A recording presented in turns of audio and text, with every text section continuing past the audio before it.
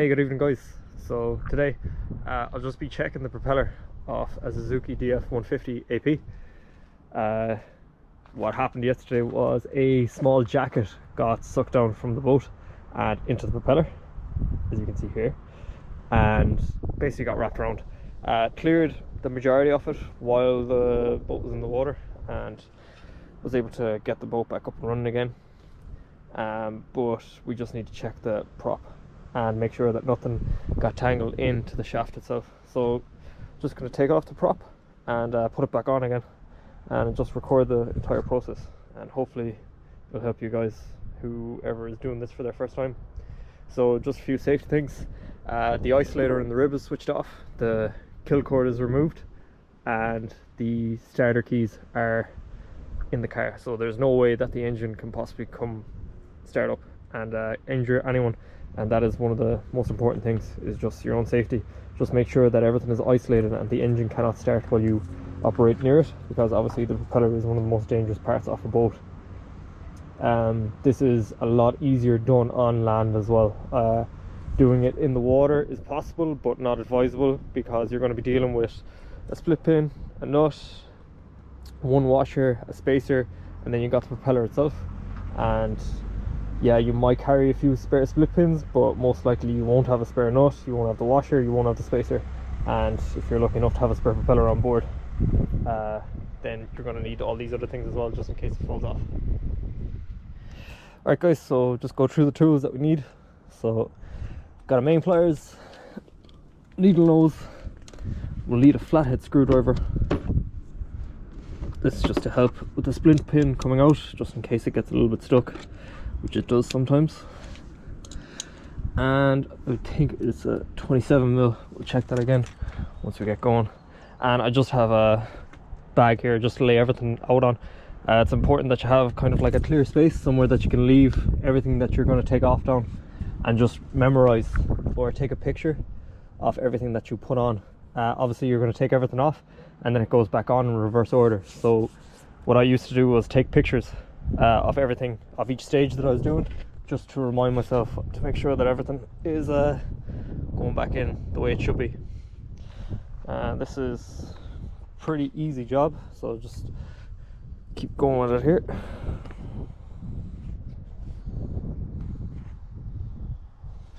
Yeah. So split pin, just need the needle nose pliers. Get the needle nose onto the split pin, and you're just going to try and straighten this as much as you can. They can be, this is actually probably going to be the most gimmicky part of the whole job. They can just be a little bit annoying to get out sometimes, but this one is coming out nice and easily. So one thing that we used to do a couple of years ago was you get a really small screwdriver and you could just nearly tap it. Once the needle nose actually hits inside here, you'll see the hole that it has to go through. Once it gets down into there, it's actually really easy to get out. It's just if the split pin is bent at all, it kind of gets stuck in there, so sometimes it just needs to be tapped out. Okay, so the split pin is out, and I'll just come over here and lay it down and just leave it there. Next thing to come off is going to be the nut. So the nut, I think, is, it mightn't be on too tight. You might actually be able to do this just with your hand to undo it, but sometimes they just need a little bit of encouragement. So 27mm on the socket, pop that on.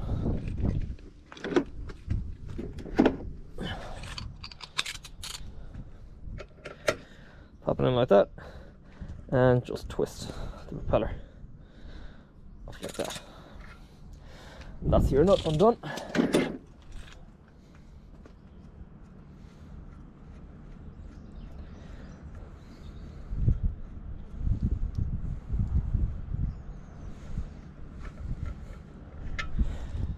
There's the nut off.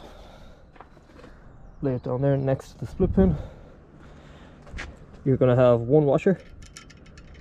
It's going to come off as so. You're going to have a spacer. There you go. so a little bit of dirt in the spacer, so we're just going to give everything a wipe down before we put them all back on. And that's it, your propeller is clear to come off.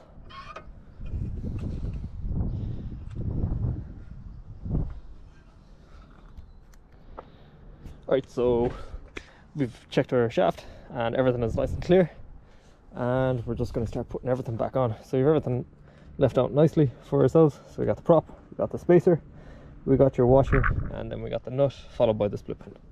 So we'll crack on now. We got the prop on.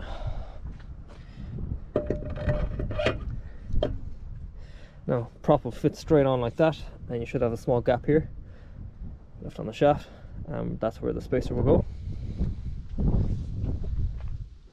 So then we got the spacer followed by the washer.